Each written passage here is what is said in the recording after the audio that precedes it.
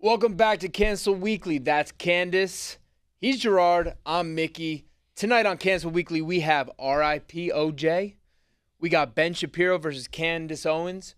We learn about the power of listening. Lily Tang ends gun control. The question, who invented hip-hop? But first, we have Monica Lewinsky's big comeback. Again. All this and more on Cancel Weekly. Boo-boo.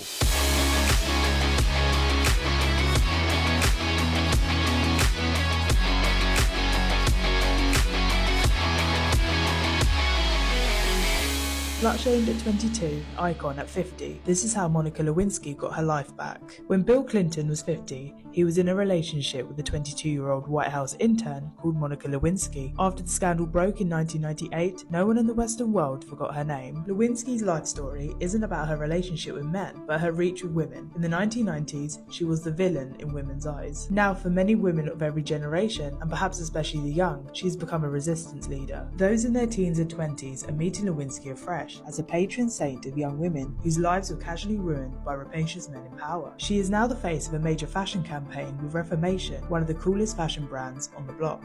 But Monica Lewinsky's coming back, huh? She made a comeback. Making a comeback. What's up with this? I didn't know about this. I just saw it all over my feed, and then I went to the store the other day. Oh, it's so funny.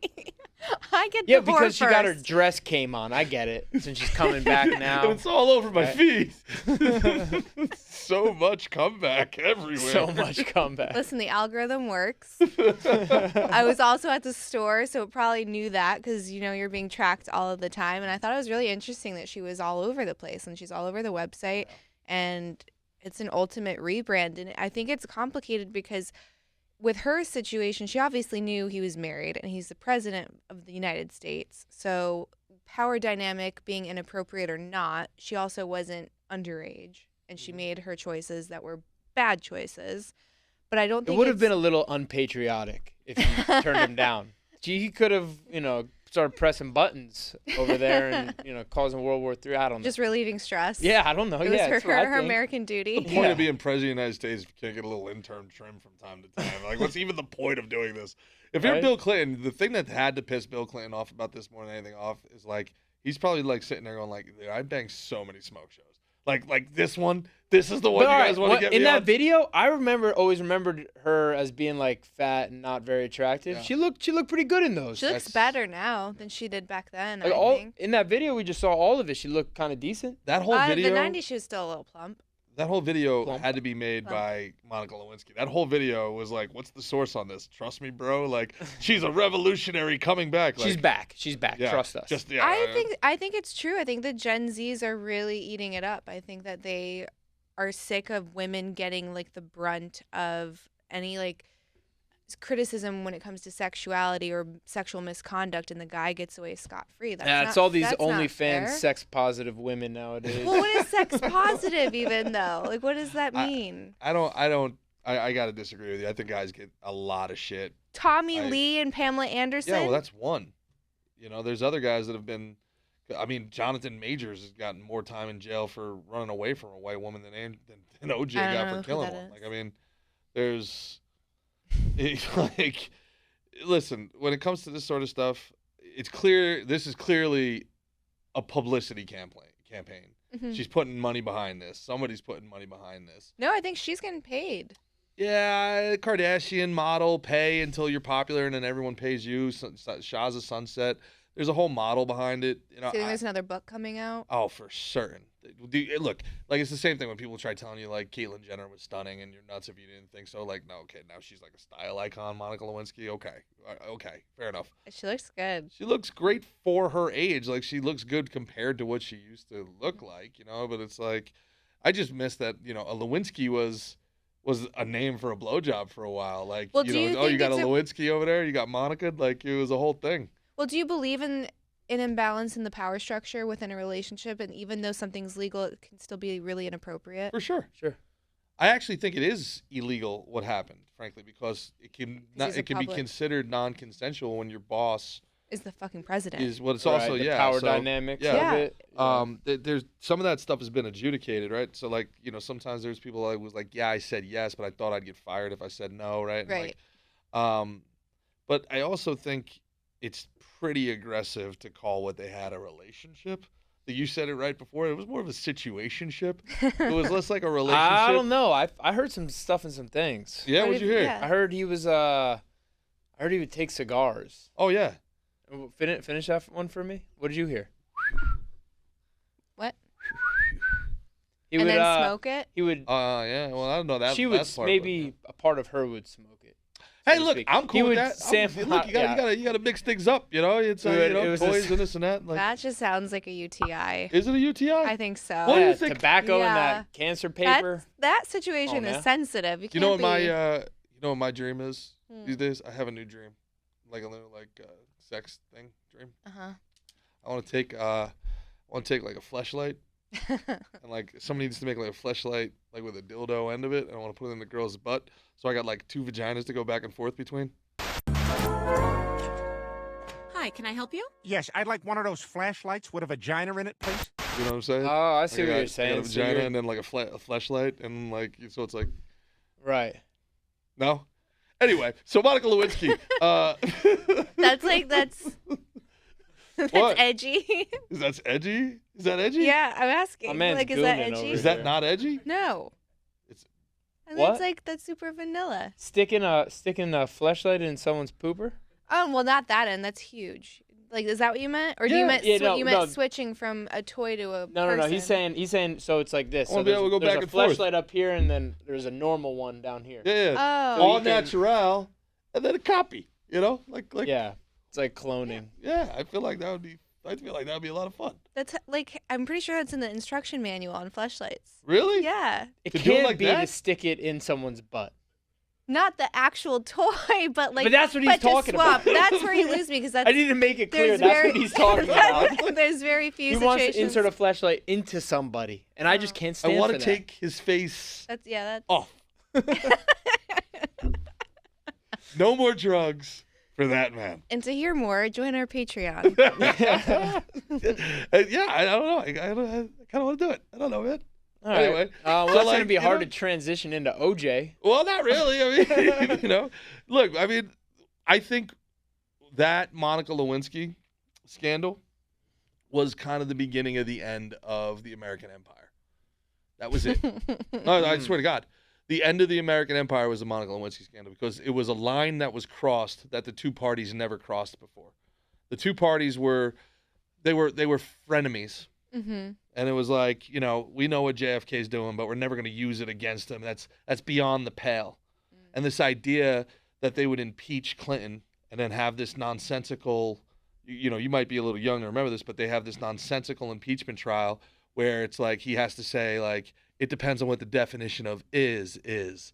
And, you know, it's like, I was young for them, but I remember hearing about it after. I did not have Mm-hmm. sexual relations with that woman, Mm-hmm. Miss Lewinsky. And he's trying to use this lawyer speak, and they're like, Yeah. so you didn't have sex with her, but did you do a sex act? And then they're getting like into the minutia. Well, it depends on what is. It depends upon what the meaning of the word is. Yes.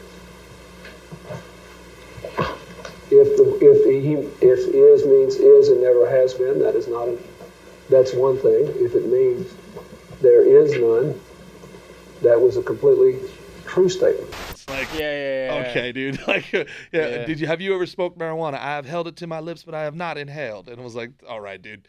Like, but to their point, the Democrats' point at the time was like, you motherfuckers, I've been partying with all of you. Mm-hmm. I know the dirt all of you guys have been doing. I know about Oliver North. I know about you guys, Iran-Contra. I know that the drug epidemic in America is you selling the drugs in America to fund your wars. And you're telling me I can't stick a cigar up an intern? I thought this was America. You know, like, so that became the really turning point to being like, all right, James Carville comes in on the Democrat strategy side and says, hey, the old ways are gone. You got to win. You got to get dirty. And then Bush and Gore was crazy dirty. And then Bush was nuts. And then Romney, binders full of women and, you know, all this other stuff. And then we had Clinton Trump, which we all remember, which literally broke the country for years. So we're it's still more coming through this divorce. More like character assassination versus like what policies are you going to do and how are you going to help improve the country? 100%. And not only that, but like what was great about what was great about the Clinton presidency was he had a Republican Congress led by a guy named Newt Gingrich. And they had something called the Contract with America, or the Contract for America. And it was 100 bills in 100 days. And we had a surplus. Right now, we have $1 trillion in debt, a new $1 trillion in debt every 90 days. Your bill and her bill for Ukraine alone is almost $40,000 in future taxes that we haven't even paid yet. We went from a surplus when we were kids. We had more money than we could spend. So now we're in a debt spiral that we'll never get out of. And that kind of all started with breaking the unwritten rule of, man, this guy Clinton is too popular. And we got to do something about it. You know, he's banging his intern, right? And Matt Drudge was the guy that broke the story, Drudge Report. And now here we are, what is that, 30 years later? 30 years ago it was already, right? It's the type of stuff that makes you want to kill a white woman and a waiter. Sure is. Okay. We got OJ up next. Rest in peace to the juice. Okay. I've never personally shaken hands with a murderer. It's good to see you. I've never personally. Doesn't that hurt your feelings? No. And you got me riled up. You got me started. After we finished filming, OJ said to me that he had a surprise for me, and I genuinely was surprised. Just did you do it? No, I didn't. I think it was his idea of a joke. Nope. And this is it. Did not do it. No, I didn't. Nope, did not do it.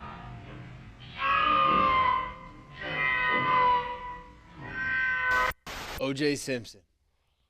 R.I.P. to OJ. Really? He's an interesting character, Hall of Fame football player, great actor, prolific murderer. Undefeated. You know what I mean? Undefeated. Then he goes to jail for stealing his own stuff. Yeah. Later. He does like 9 years in Vegas for stealing his own memorabilia from someone. Quite an interesting dude, man. You guys seen the Cuba Gooding Jr. show? Yeah. Yep. What are your guys' opinions on OJ? I'm guilty. You think he's guilty? Guilty all day. He killed them. It's Yeah. all him. Somebody's racist. He's guilty. You know what's so funny, man, is I met OJ when I first moved down to Florida. He was at YOLO all the time, and there would just be nothing but like 25-year-old white women like around him all the time, and I'm like, oh, all right, so these are the type of bitches like to swim with sharks. Like, okay, Yeah. Well, I bet you lightning won't strike twice again. Have you seen the videos, though? It's always like a white woman going after some wild animal, and it's like this black dude commentating, and he's like, these white women, they don't give a shit. All right, but They'll all be right. like a mangy raccoon. I want to pet it. I want to pet it. I And want you're to pet like, that dog. it's going to give you rabies. Hey, look. Hey, he didn't kill again, so I don't know. Like, is it possible maybe Nicole? I don't, like maybe, have we heard all sides of the story? Yeah, I mean, he believes that the murderer's still out there. I know. There was that one he's scared cop for his life. He thinks it was like cartel involvement. Oh, I know. Some shit. There was one cop that like made the case that it could have been his son. He was Like so that little, was wasn't the DNA. No, he was like 20 years old or 21 years old at the Oh, I time. His thought he son was from his little. first marriage. Oh. And that OJ this whole time was like really being a martyr covering for his son, but people don't realize how gruesome that murder was. Mhm. Like, No, he basically sawed her head off, and they said for this to be done, this person must have had super strength. Yeah. Been like a pro athlete professional strength. athlete or Yeah, like something. pro athlete strength. Yeah, Yeah, like- dude. Yeah. Well, Even worse, I know you watch a lot of CNN and MSNBC. Is the commentary on it now, where like they've just stripped the veil back, and they're not even trying to like hide it or code the language anymore. It's just like, oh, it was nice to see a black guy get away with murder. yeah. It was nice to see it. White guys get away with murder anytime. It was nice to see a black guy, kill a white person and get away with it. And it was like, I'm like watching this, like, is this a bit? This is CNN. What? And there's no pushback from the panel.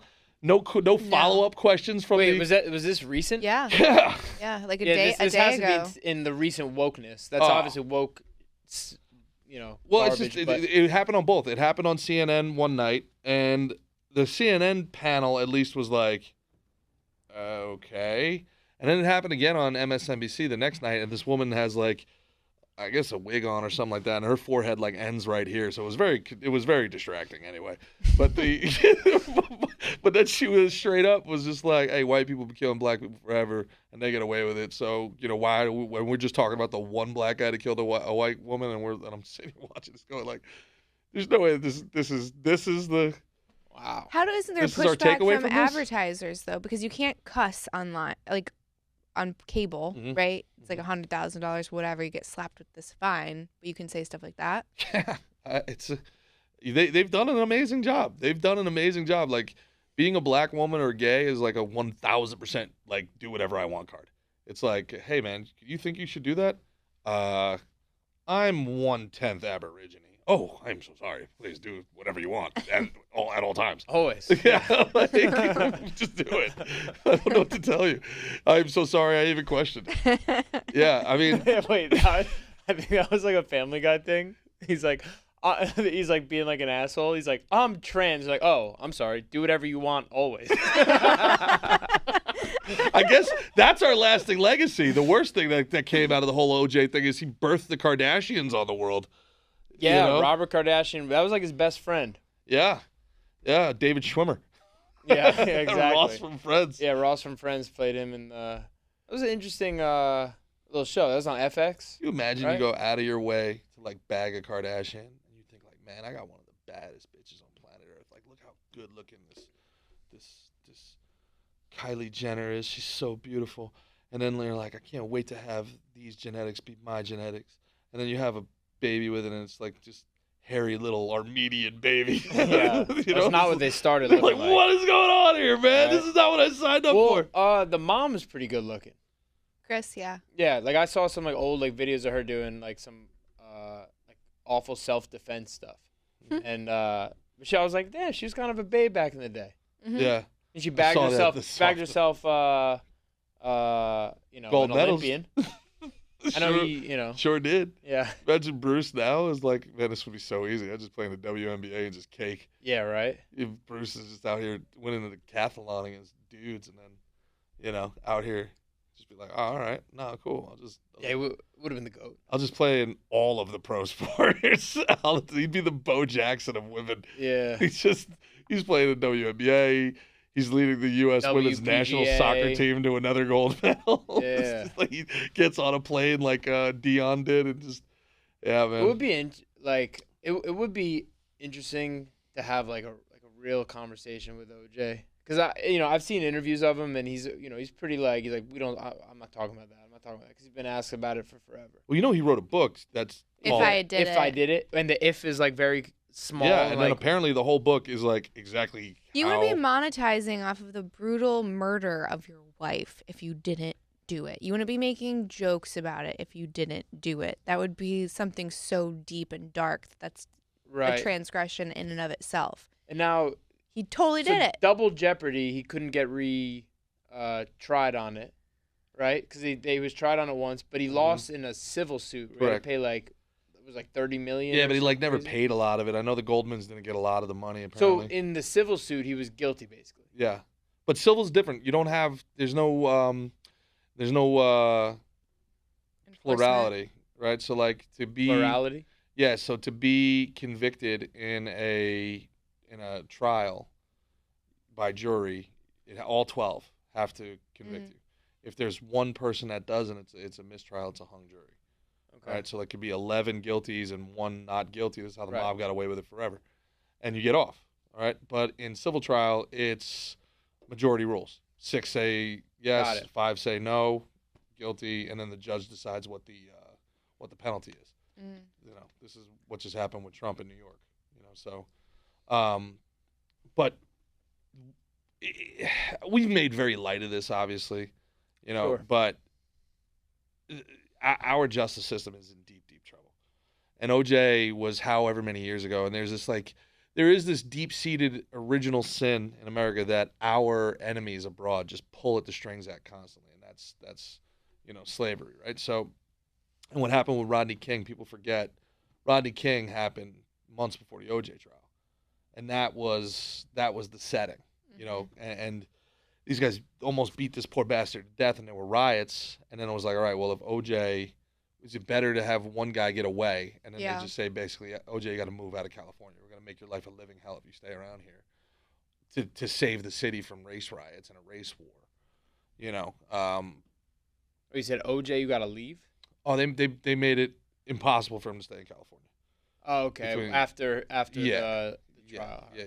And so the irony of life. OJ was supposed to be the Terminator, not Arnold Schwarzenegger, and James Cameron refused to go forward with it because he's like, it's just not believable that he'd be this vicious. Yeah, he wouldn't kill machine. people. I swear to God, look it up. James Cameron was like, no, it's not believable. OJ would kill somebody. Yeah. Oh my God. That's a great irony. Yeah. I look, separate the art from the artist. The guy was a phenomenal running back, but I don't think you really want him, hanging out with your sister. No. What do you? I mean, what else is there to say? He got away with it, right? Does anybody actually believe he didn't do it? That lady on CNN. No, she believes. No, he she did believes he did it. She's just happy. She's happy he got away with it. According to she's just happy he got off scot-free. It's gotta tear. I don't know how. If I was like, now apparently her kids with him, they were like at his bedside when he was dying, right? So I don't know how you reconcile that, but I mean, they must not. If they thought that he killed their mom, yeah, I'm sure they. If you're would have an Ronald issue. Goldman's dad and everything like that, and you're Ronald Goldman's family, like kind of crazy that you just let this go. Right, that he wasn't killed. You just let it rock, huh? You just let it ride. You just took the L and moved on. Maybe it's easier to move on though that way. You think so? Maybe. I don't know if I could. No, I definitely couldn't either, but I think like a lot of people are avoidant. So rather than, all of the resources, time, energy, like stress of pursuing it for the rest of your life against someone who's wildly famous and rich, it's just like, can you come to peace with it and move on? It was funny on Twitter how like a lot of the social justice activists were like posting R.I.P. OJ, one of the best running backs of all time, and nothing else, and like that's as like they were like trying to needle white people online, and we're sitting here going like, he killed a white liberal woman from California, like kind of on his side. Oh my God. We ain't mad at him. Why'd you stop? Speaking of white liberal women, Candace Owens and Ben Shapiro have a little thing going on, don't they? Can you at least talk to just sort of where it's at now? She's free to do whatever she wants to do, to be wherever she wants to be. When it comes to the hosts on the Daily Wire, obviously, everyone is able to say what they want. Nobody ever comes to me and says, you can't say X. Nobody ever says that to Walsh, and no one ever said that to Candace. But the reality is that there is an Overton window at the Daily Wire. Obviously, there was a non-meeting of the minds. That's pretty much all I can say on this. Daily Wire has a very strong editorial position on a wide variety of issues. And by the way, I should say that, there are a lot of people who are suggesting this is about disagreements over Israel. I can safely say it is not about disagreements over Israel, to the extent that, without reference to Candace at all here, Matt Walsh has taken the position that America ought not be involved in the Middle East at all. That's just a pure isolationist position. I disagree with it. I think it's wrong. I think that it's short-sighted. But again, he's on our platform. That is well within the range of acceptable discourse at the Daily Wire. All right. Which one of you two beauties can tell me what's going on between these guys? I don't know the beef between Candace Owens and Ben Shapiro. Obviously, I'm familiar with both of them. I know, like Candace Owens, she's like a black conservative. Ben Shapiro, sexy man. She kind of got a little Rihanna thing going on with her too. You like it? Yeah. She's pretty. She's very pretty. So yeah, what's the beef here? What's going on? Did she work for Daily Wire and she she signed like a multi-million-dollar contract with them. They had the Candace Owens show. It was wildly popular. She has a very dedicated base, very powerful voice, and very intelligent woman. Yeah, extremely sharp, and yeah, tough. Yeah, very like she she didn't get there for no reason. I think that they started to have dissent a while ago, but it just got louder after the attack in Israel in October, and she kind of like started making very like bold statements that, you know, she felt sympathy for both sides and kind of like this moral equivalency.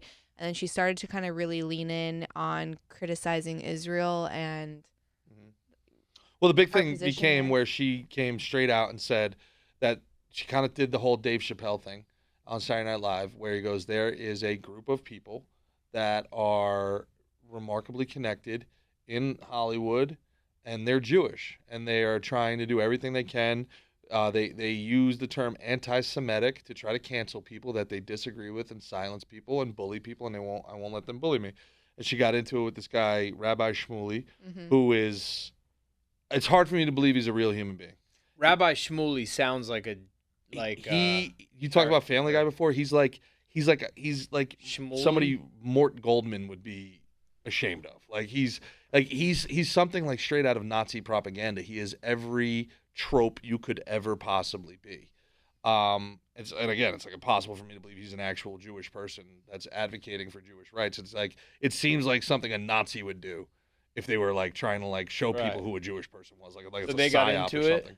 Yeah, and you know, him and his daughter just started this whole campaign. Now, the Daily Wire is a conservative media group that was one of the very first conservative like media places where there was like, they were dedicated to doing conservative-based media. They were dedicated to making movies and like all these other things.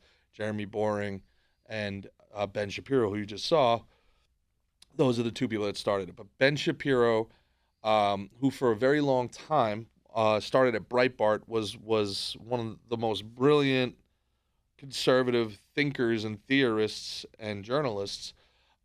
His mind is very clouded on the Israel issue. It is impossible for him to think in terms of anything other than Israel's well-being. Now, this is me editorializing, but it's gotten to the point where it's almost comical. Like, he should just do the show in Yiddish at this point. It's ridiculous, right? And the big thing, their big turning point, the first like strike against Candace was when she took Kanye West's side and she became like a mentor to Kanye West. And, you know, when everybody was condemning everything Kanye was saying about the Jewish community in Hollywood and music, Candace was like, whoa, let's hear him out. Like, you know, this isn't saying I think all Jewish people like this, but if there's a group of people who happen to be Jewish that are like this, and it's like Dave Chappelle said on Saturday Night Live, there's a bunch of Italian guys that get together, we got no problem calling them a mob. It's a bunch of black guys who get together, we got no problem calling them a gang. If it's a bunch of Jewish guys, all of a sudden, we have to act like they don't exist. And that's what's happening here.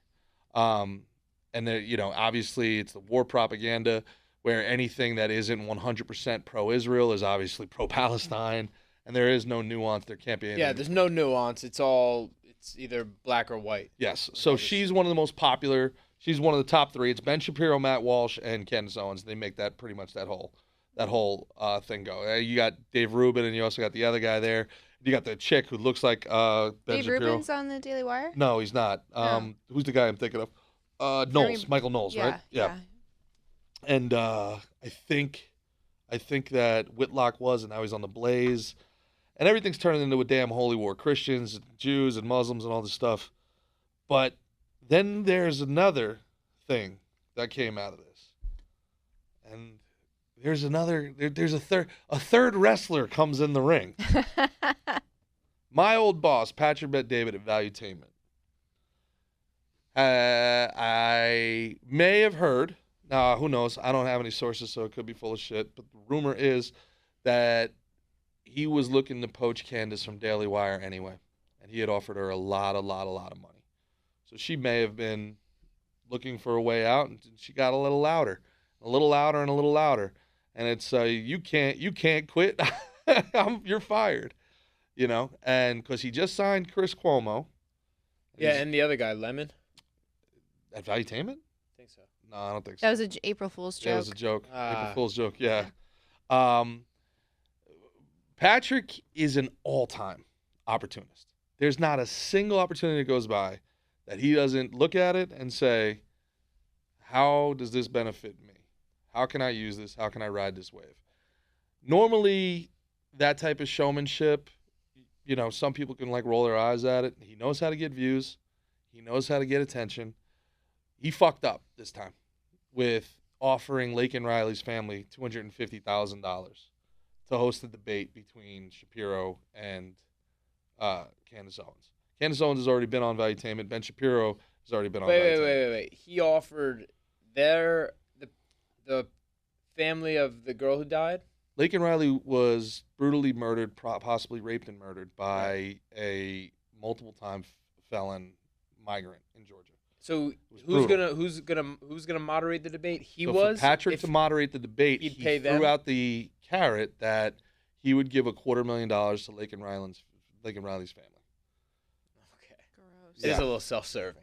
So listen, man. If I do it, I'll pay. Yeah. I'll do a charity thing. Yeah.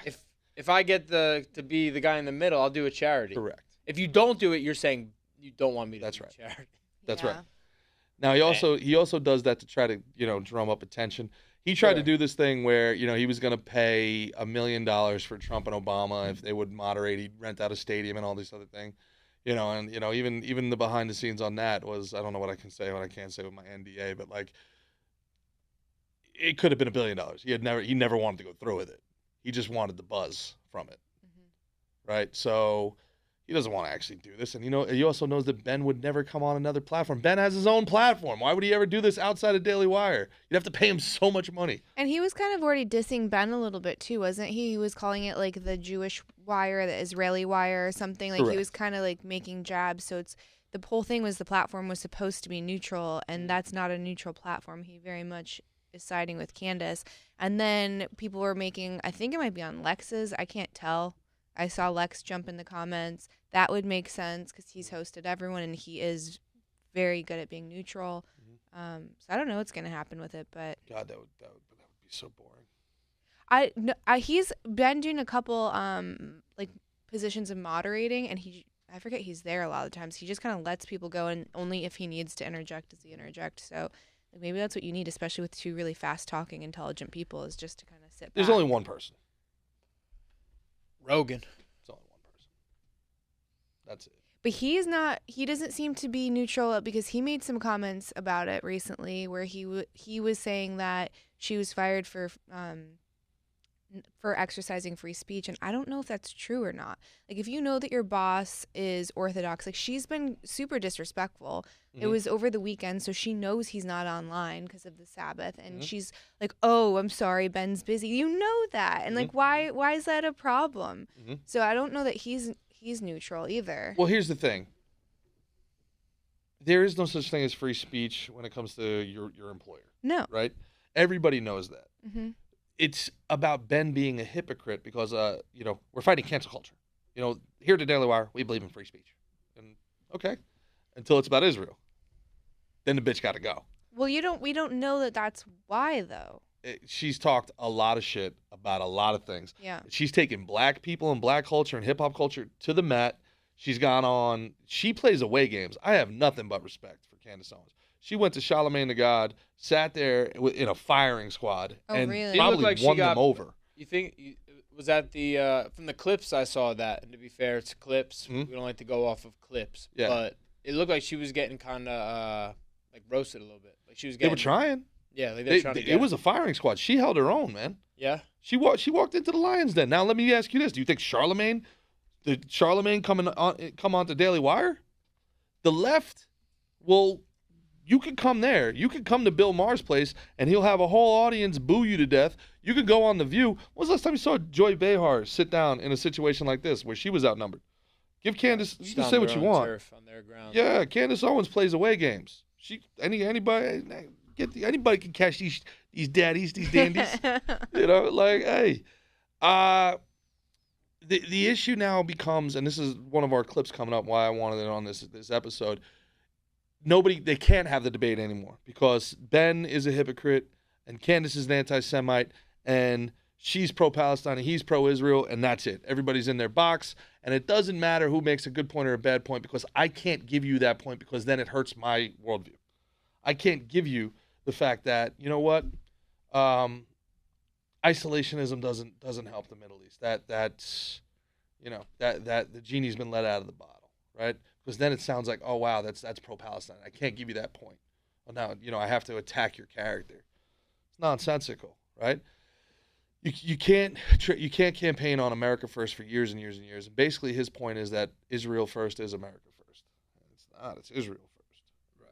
You know, so these things have become conflated. She probably got too big for Daily Wire. The sun don't shine if sun don't shine. I learned that from Valuetainment. Number one's always got to be number one, and don't you dare, don't you dare, you know, try to rise. The devil was expelled popping shots at PBD over here, bro. I'm not popping shots at all. I'm not popping shots. I'm saying that there's a very clear hierarchy in these situations. And one of the reasons people liked me was because I kept it real, and I disagreed when I disagreed, and I agreed when I agreed. You know, and I think Ben Shapiro is a very big free speech advocate for anybody who agrees with his worldview. You can say whatever you want as freely as you want, as long as I agree with it. And to your point, that's your prerogative. I think she was, my guess is she was probably making it an impossible work situation, right? If she's doing that all publicly, like, what's it like behind the scenes? And then, like, which one of them? One of them went to, like, a private fundraising event, was bad-mouthing the other, and I think it was her. I could be wrong. And then he had to respond to it. She's a shit talker, and she definitely feels herself. There's no doubt about it. Right. I mean, I would too. Yeah. You know, she's wildly successful at what she does, but if you don't get along, then you have to part ways. Like, it should still be a pleasant work experience, and like you should be able to wrestle with each other's idea, and it should be fun. Like, at the end of it, you should be able to, like, go out to dinner and, you know, hang out with each other's families. But if it gets to a point where it's, like, really adversarial, you have to go your separate ways. And I don't know that that's necessarily a knock on free speech. It's just like, we are so ideologically different. It doesn't make sense with this company. Right? Like, so he can't have, like, Destiny join the platform. That wouldn't make any sense. Oh, it would make perfect sense as long as it doesn't affect the bottom line. I think if she was popular and it didn't affect the bottom line, it's the same thing with Tucker Carlson, right? Like, people could say whatever they want, but Fox got rid of the dude when he was making them money, not losing them money. They act like, well, we lost a lot of money in the lawsuit. He was their only channel it was the only show that was speaking to their agenda. Yeah, they told him, knock it off with the Pfizer stuff. Knock it off. You know who buys all our advertising? Stop asking questions. And he said no, and they were like, we got to get rid of you. So, okay, you're going after the bottom line, but at least Fox News never pretended to be anything but corporate fucking garbage. You know, it's the whole idea that the Daily Wire was fighting cancel culture. They made their whole brand on fighting back, on free speech, on being America first. And in one argument, whether it's right or wrong, the perception is you're not free speech. I look forward to the debate. Yeah, I think it's going to be a boon for Lake and Riley's family. Thank God. Yeah, that'll be something interesting to listen to. I could listen to you guys all day, but I also would like to share the power of listening with the people.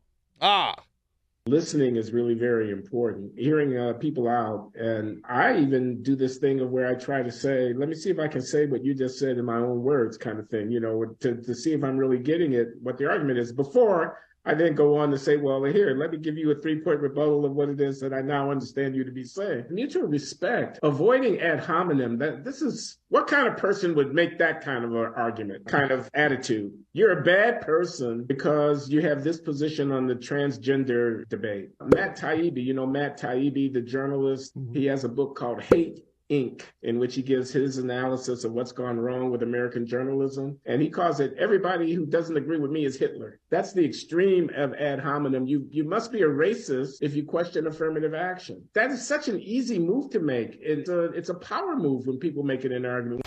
For those of you that don't know, because I obviously know and I didn't Google it on my phone, ad hominem is of an argument or reaction directed against a person rather than the position they are maintaining. It's a logical fallacy, and in like rhetoric and debate. Now they get it. It's logical fallacy, rhetoric and debate. Of course, it's an automatic L. As soon as you argue the person and not the point, you lose. It's like, hey man, I don't think that school lunch should be free. Yeah, well, you're fat. You hear that comment section? Ad hominem. Eat it. Yeah. That's like the number one thing. Shut up, everyone whore. Yes, jumps on me. And I'm like, but what about this other thing? And they're like, Yeah, you'll make a brilliant point. And they'll be like, you had sex on camera. That's literally the column. Yeah. That's it. Well, no, that's not what I said at all. Well, I saw your vagina once. Yeah. So, how come it's not free anymore? Hey. The hell? And yeah, it's an ad hominem. Anytime you argue the person and not the point, L take. You lost. It's over. I'm going to get a shirt that says that. I feel like I need a shirt. Yeah. You know? We need to get a layman's terms for ad hominem. This is what we're going to do. We're going to get a white shirt. It just looks like a white shirt. And we're just going to like shoot like super soakers at it. And it says ad hominem and the definition like will come through. When you argue the person and not the point, you lose. And we're like, yeah, that's great. I love it. Do it again. More definitions. Yeah, dude. It's so this is where we're at. This is the framing of all of every argument ever now, and this is the internet. Like you said, it's like I don't have to argue the validity of what you're saying because you're a bad person. You're evil. We're seeing it now with student loans. The student loans debate is a worthy debate worth having. Are we going to get rid of student loans? And my thing is this: I hate student loans. I think Republicans are dumb that they fight this. You should absolutely say that debates. I mean, you should absolutely say that student loans should be forgiven. It's where the money comes from. That's where the debate is, not what should happen with student loans. This is consumer fraud. These people, from like the dowries, are you saying? Exactly. This should come from the endowments. These billion-dollar endowments. That's where the student loans should come from. The colleges should have to pay back. The banks should have to pay back for their predatory lending practices. These people have paid for 25 years. They were absolutely robbed. But instead, we sit here and go, well, I paid it off. And it's like, yeah, that's a bad argument. Because, like, hey, I was a slave for 20 years, so you should be a slave for 20 years is a bad argument to make. Yeah. Right? Yeah. You do got to feel bad for the parents, though, that are then, had to take a second job and let their kid and to, like, go and help their kid because they didn't want their kid to be saddled with the debt that maybe they had. And then some other dad was just, he went and bought a boat. He went, got a beach house, and their kid, accrued this debt, but then it just got wiped free.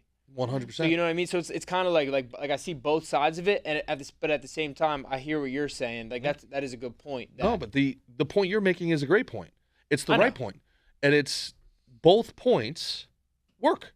Both points are valid. Sure. So instead of us pivoting and saying, you know what, man, you're right. You shouldn't have to pay this. You paid the debt. And somebody who didn't go to college shouldn't have to pay the debt of somebody who did. Yeah. Both are right. But instead of them even hearing what their opponent has to say, right, because then they have to legitimize the point, they say, well, you're just selfish. You're selfish. You had opportunities. You're privileged. Because maybe you had a dad that they bust their ass. But you had a dad that could do it. What about the person who didn't have a dad, right? And it's like, well, just because you didn't go to school, and you did, but I'm just saying, just because you didn't go to school, that was your choice. That's not somebody else's choice. Why should they? So like all these things, it turns into you're a bad person if you don't want this. You're a bad person. You're selfish. You're evil. And then you look at me if I say, well, this was predatory lending. These people deserve the help, and you say, well, they're entitled and they're soft and they're this. When we both want the same thing. You don't want to pay for the loans. Right. I don't think I should have to pay for the loans. Well, then who gave the loan out? Why don't we ever just turn and look at them? Why don't we ever say, hey, look, wait a minute. Harvard has $33 billion? $33 billion it's just sitting on as an endowment? Yeah, they pay it. Right there, boom, found it. Right. Now, you don't have to pay it. I don't have to pay it. And they got to learn. They got to learn that you can't be charging people $100,000 a year to get an anthropology degree. Can't do it. You know what's crazy? So when I was going to school, I moved from New York to South Carolina. I intentionally went to a community school so I could get my residency before I went to the state school so that I would get the in-state tuition. So I did my time for that. I start going to school. I'm a year in. Tax season comes around, and I'm working like 3 or 4 jobs busting my tail, paying for all my own stuff. My mom claims me as a fucking dependent in New York. They revoke my residency and double my tuition and retroactively went back and did it. And I couldn't argue it. I had all of my like tax forms. I showed my apartment. Everything was down there. And they're like, there's nothing we can do because your mom claimed you. Wow. And I was like, this is insane. This is absolutely insane. So what should have been like, $30,000 ended up turning into like almost 80. Wow. Yeah. That's brutal. Insane. And that's again, allowed. 80,000 at probably 20% interest. Insane interest. Yeah, insane interest. Insane interest. So, they can't, look, it's just like everything else the government does.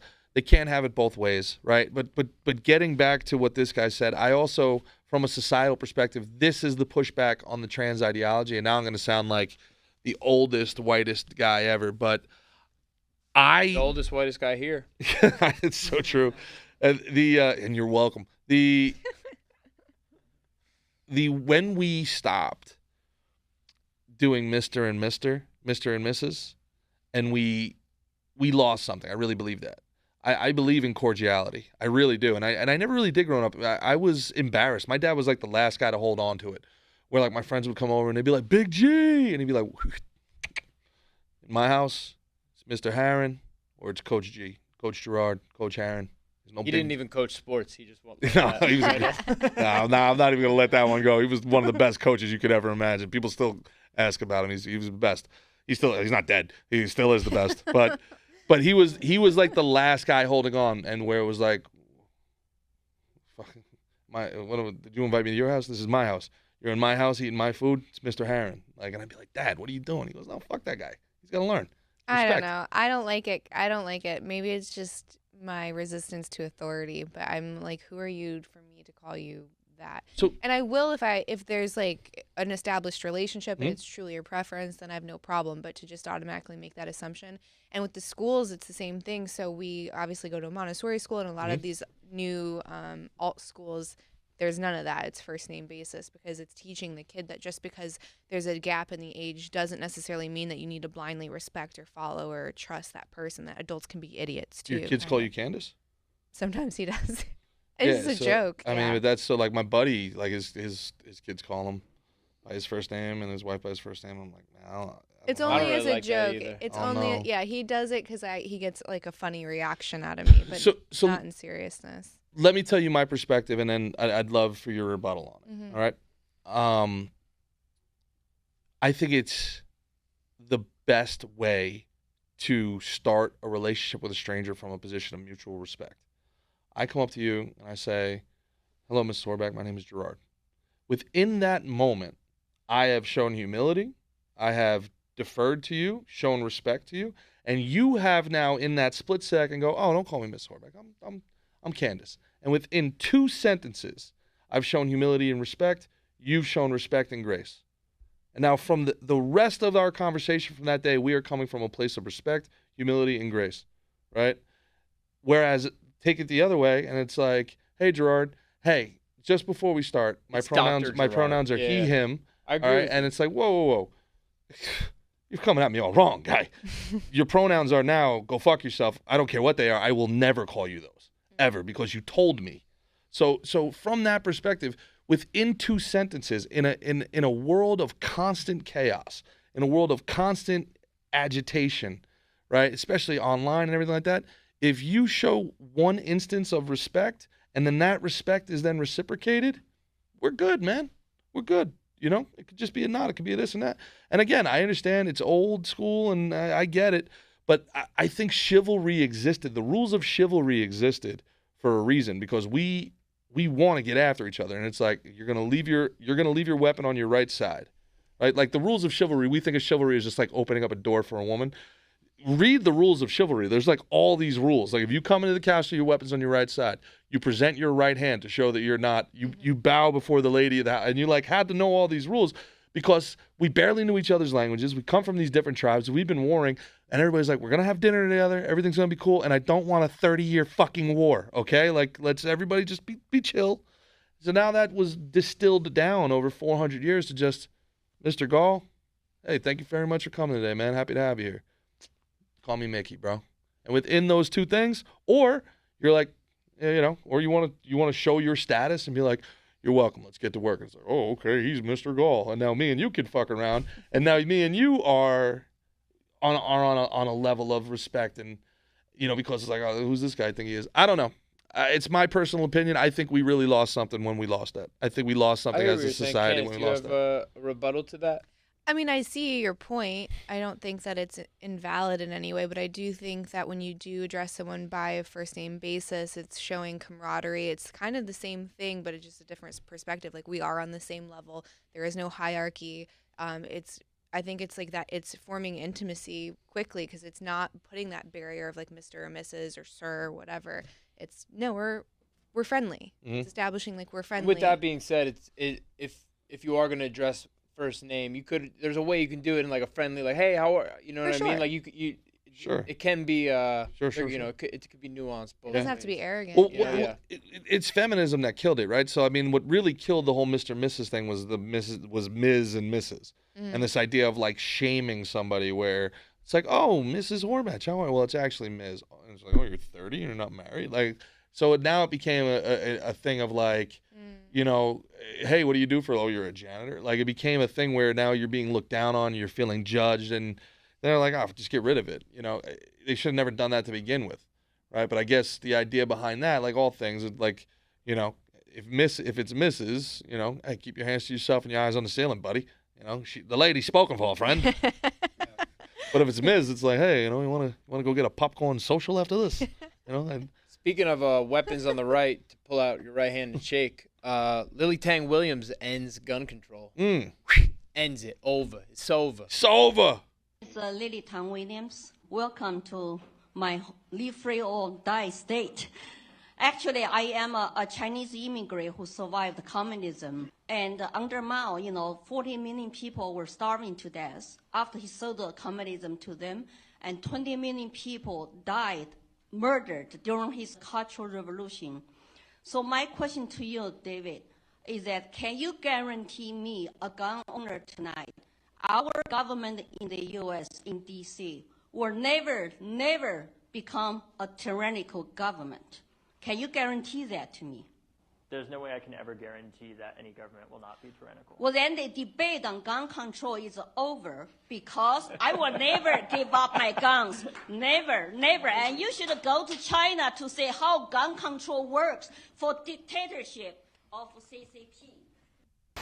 Hey. Lily Tang Williams. Lily Tang Williams. Yeah, man. Shutting it down. Yeah, I thought that was pretty succinct. I mean, I don't know why communism and socialism, like, why are they so popular? Why do they keep being like, they're like inevitable? Like, it's just like, it doesn't go away. No matter how many times you tell people, like, how much you read about how repressive it is, how much you see how ridiculous it is. If you saw Three Body Problem and the opening scene where they're in a struggle session, and, it's like, my God, if we don't have that, we should do that on the next show. And it's like, millions upon millions and millions of people die. We all agree fascism is bad, right? We all agree Nazism is bad, and the Holocaust killed between 6 and 10 million people. Mao killed like 50 million. Nobody, looks at the sickle and the hammer the way we look at the SWAT sticker. I just don't know. I can't for the life of me understand why this ideology prevails. I don't get it. Yeah, I mean, the right to bear arms was put there for a reason. And that, I think it's an impeachable right. It's something that's important to kind of keep yeah, sure, they got drones and a whole bunch of more powerful things, sure. But I think to be able to protect your own is an important thing. And think about the guys that wrote that in. Those are guys that were they were in control.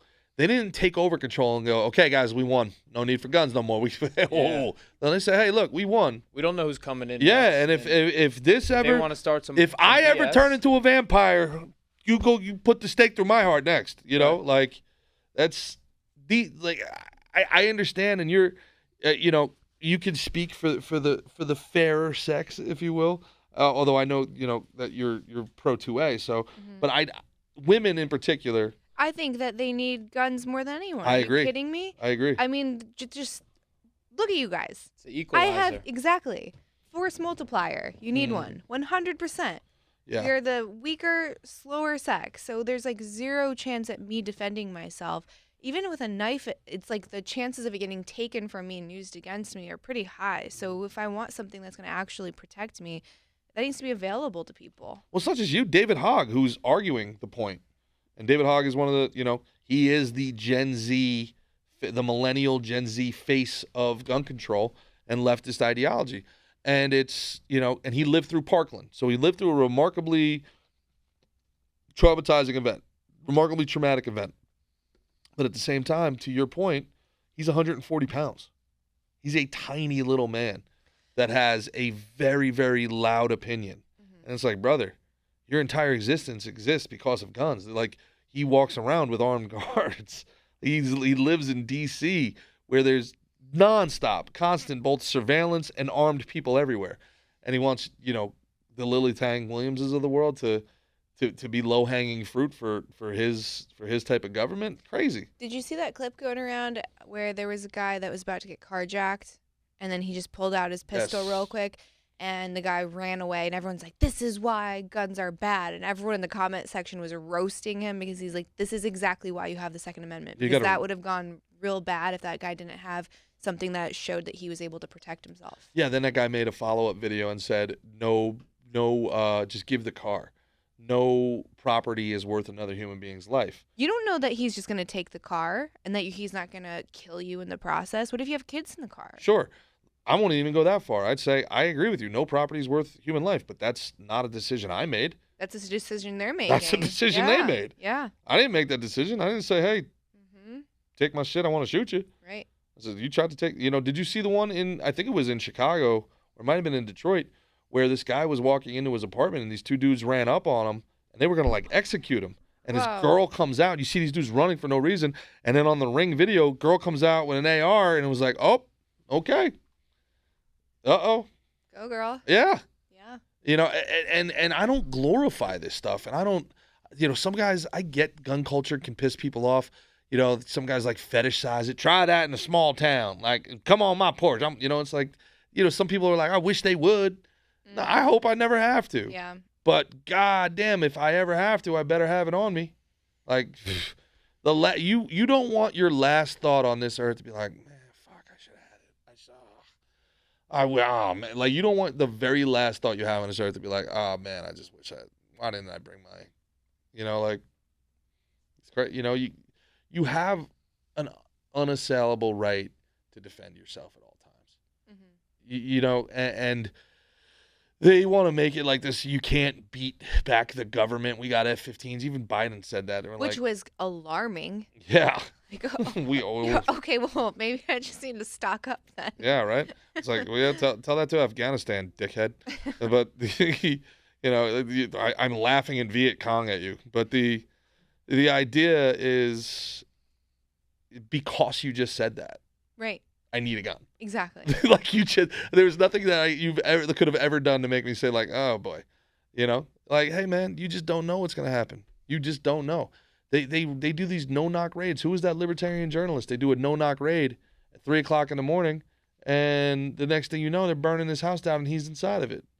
It's like, whoa, okay. I don't understand how that's legal, and that's where being a gun owner. FISA just happened yesterday. They made it legal for themselves.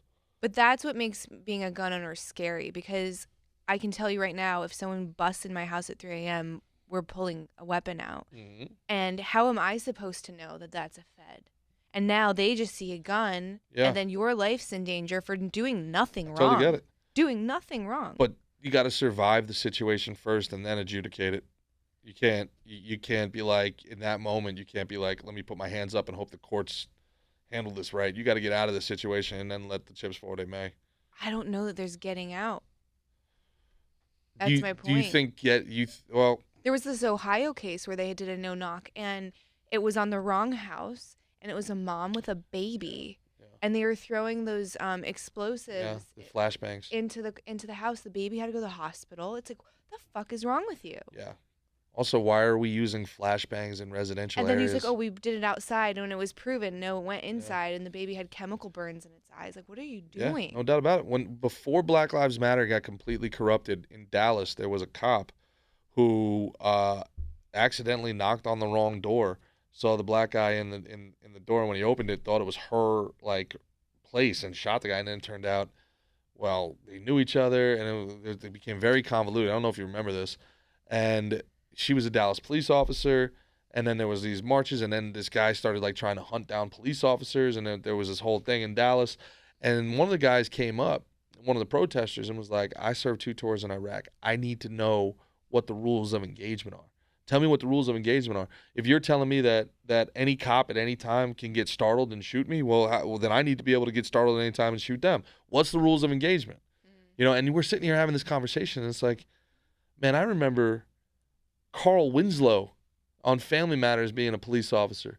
Like a happy, pudgy little guy with a 5-shooter. Now you look at a cop, and it's like, this dude just ready to go to Mogadishu. Why are we arming these guys like this?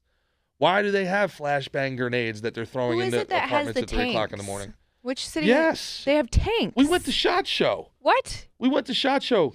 The law enforcement, dude, the law enforcement apparatus. tank. What do we, for who? They're supposed to be keeping the peace. Exactly. That's the job. And now they can have no knock.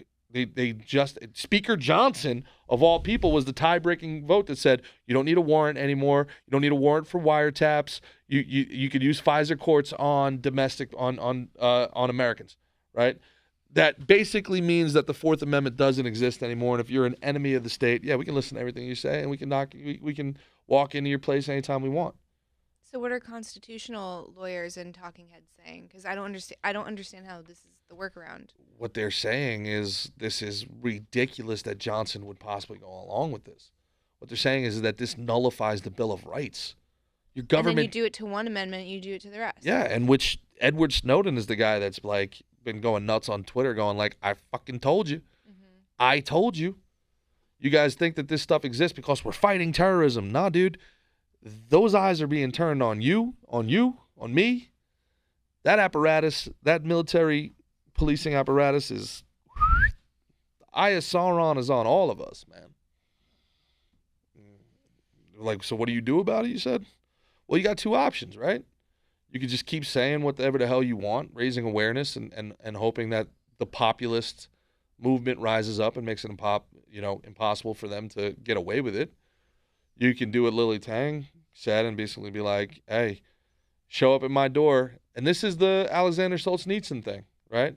This is the Gulag Archipelago. At the end of the day, whatever these politicians say, there still has to be a cop. There still has to be the first person to go through that door.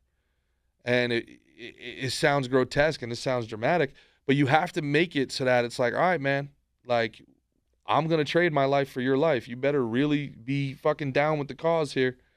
You better really be down with the cause, because the second you knock on my door, I'm dead. I'm dead anyway. How many of you guys want to die for $40,000 a year? And then do they have to say that police or FBI, or is it? Yeah, as your door's being kicked down, they're like, it's the police. And it's bang, chaos. Yeah. What are you supposed to do? No, I think it's disgusting, and absolutely under no circumstance should this be allowed. We need the good cops that are left. There's a great guy named Dominic Izzo that people should follow. Dominic's a great dude. Wild man, and former cop. He talks about this a lot and in depth. And it's the people on the ground. It's the police officers. It's people that are our friends. It's people that train with us. They have to stand up and say, we're not doing it. We're not going to do it. I'm not going to execute this order. Yeah. I'm not going to do it. I am not going to be used as a tool against my neighbors. I am not going to be used as the tool of oppression against the people that I love and I'm sworn to protect. Mm-hmm. And they got rid of a lot of those people with COVID, didn't they? They got rid of a lot of those people that would push back. It was almost like a purifying test. So we need those people. If any of you are them listening, please share this. We need those people on the ground to say, nope, I'll never do it. I'll never do it. Say it clearly. I will never allow some politician, some system, some government to use me as a tool of oppression against my neighbors and my family and my loved ones. I won't kick down the door in a warrantless search. I won't go in and throw a flashbang into a single mother's apartment at 3 o'clock in the morning. I won't do it. You know, and if they won't do it, and even better, if they know that there's Farvas out there that will, stand up against them and know that it's going to happen. You got to break ranks. You got to do what Edward Snowden did. You have to have the courage, the absolute the balls on somebody to say, man, look, I know this is going to cost me my pension. It might cost me my life because these people are monsters. But there's going to be a no-knock raid tomorrow at 3 o'clock in this apartment complex, and it's going to put people's lives at risk. Mm-hmm. Get out of there now. Mm-hmm. What was it you said before about you don't want your last thought to be that you didn't have a gun or something? Yeah, that I wasn't able to defend myself. You know? Well, our last thoughts and the last thoughts of everybody watching this won't have to be who invented hip-hop. Excuse me?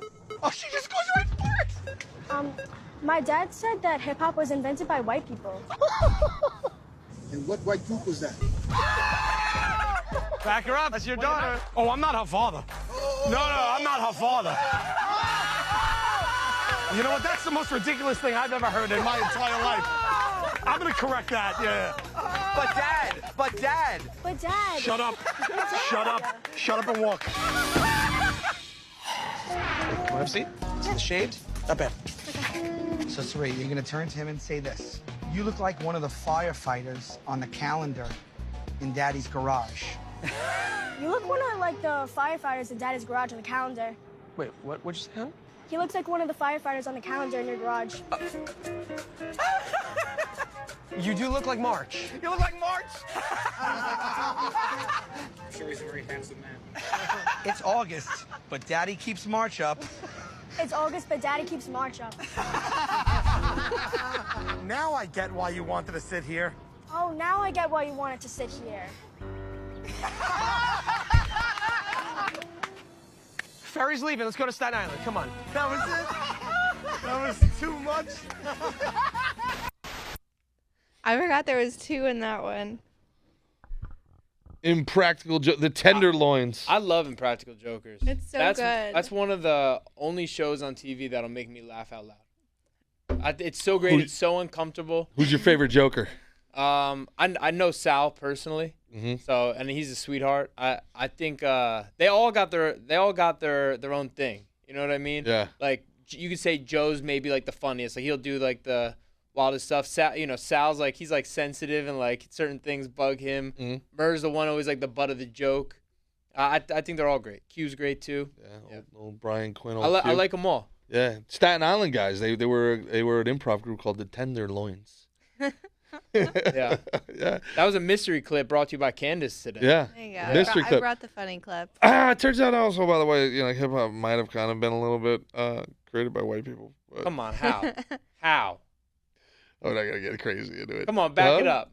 Oh man, why? I like. Well, you know what? Black people mastered it. They did it pretty good. They did it pretty They appropriated good. the fuck out of that and made that shit fantastic. Yeah, well, like all that stuff kind of comes from like Scotch-Irish heritage. We talked about this on the St. Patrick's Day. I'm nervous. Go back. No, we go back to the St. Patrick's Day episode and also watch or read a phenomenal book called Black Redneck White Liberal by Thomas Sowell. It's very, very good. Yeah, very, very, very good. It's eye-opening. It's an eye-opening thing. But look, hip hop, man, as we know it, came from New York, man. Came from New York. Came from. I just saw a big debate and like they did like it was like a March Madness like huge bracket, like 32-man bracket. Yeah. They did who the best hip hop artist was. Yeah. Guess who won? Jay-Z. The best, who they think the best hip hop I'm artist telling was? you who won this thing I saw. Oh, it's gonna probably. Don't tell me it's Eminem. It's Eminem. Eminem beat Tupac in the finals. Eminem beat Tupac in the finals. Biggie's better than both, and I don't want to hear it. Listen, I think I prefer Biggie personally, as like a musical artist, but I think Tupac's like a more interesting figure. Okay. You know what I'm saying? Sure. Like he was a revolutionary. Yeah. I think he's like a more intriguing person, while I'm more of a fan of Biggie's music. Give me your top 5 dead or alive. Rappers. Sure. Hip hop. Yep. Top 5 dead or alive.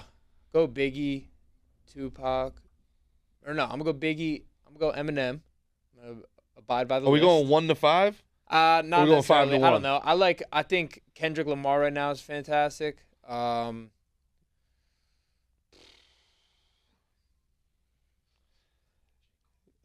I'm not going with your new age. Your who to goat. Goes Jay-Z, Biggie, Tupac, and Andre from Outkast, Nas and Kura. Nas and Nimi. Jay-Z's like right on the border of my top 5. I know you're a bigger Jay-Z guy. I'm a big Jay-Z fan. I'm a big Jay-Z guy. Love Jay-Z. What about you? What's your top 5? Oh my gosh, it's been so long since I listened to anything like that. Really? I listen to country music. I think Jay-Z would be on my list for sure. Eminem's on the list. But then it's like, what's hip hop and what's rap? Ooh. And now you get into like the new like, stuff. I like yeah. Lil Wayne. Lil Wayne's I've always great. loved Lil Wayne. Yeah, same. Yeah. What is that things where he does? What are the things that Lil Wayne does where he'll be like something like this? Like analogies. Is it analogies? Yeah, analogies and metaphors. He kind of changed the whole game with his that. His analogies and metaphors are the best. He really did. Yeah, Lil Wayne's up there for me. Yeah, but then then you gotta like also find out what truffle butter is, and you're like, God damn, we really were singing about that. Oh, I'd put Drake on the list. You put Drake? I'd put Drake on the list. Oh shit. Yeah. He's got some bops, man. He really does. He's got some bops. Drake, you can make fun of Drake all you want, but like every time a Drake song comes on, everybody knows the lyrics. My favorite. Same thing with Nickelback. Everybody makes fun of Nickelback, but then Nickelback comes on, everybody knows the words. No, when you go to Drake concerts or if you see like TikToks of it, someone always has him from Degrassi in a wheelchair. Because it's like no matter how hard he tries to be, it's like this is where you started. Yeah. I got a weird one. Now we here. Yeah, I love ASAP Ferg too for some reason. I get down with ASAP. I don't know anything. Home to Allah, check in with me. Then top 5 country music. That's gotta be a pretty good one right now. Morgan Wallen. Even with the chair toss, he's out. Morgan Wallen, Jason Aldean, George Strait. About little Zach Bryan. Yeah. I like Johnny Cash, but it's not like A lot of people are saying Zach Bryan is like an industry plant. Like there's nothing organic about him. Like everything is too bad because I love him. I think he's great. Who? Zach Bryan. I think he's really good. Yeah, he's great. What's weird is They I say feel he's an industry plant. I thought his whole thing was he. No, that's the thing. It's supposed to it's like that he left that. Yeah. Oh, Jelly Roll. You have to put Jelly Roll on the list. Gotta put Jelly Roll on the list. One of the new people. Somebody save me from myself. All right, I think we can end on that. Some of my favorites wouldn't be like considered in the top, really. Yeah. You like the mumblest of mumble rap. That's not true at all. Oh, bro, you be playing some stuff. Not true at all. You be playing some stuff, and I'm like,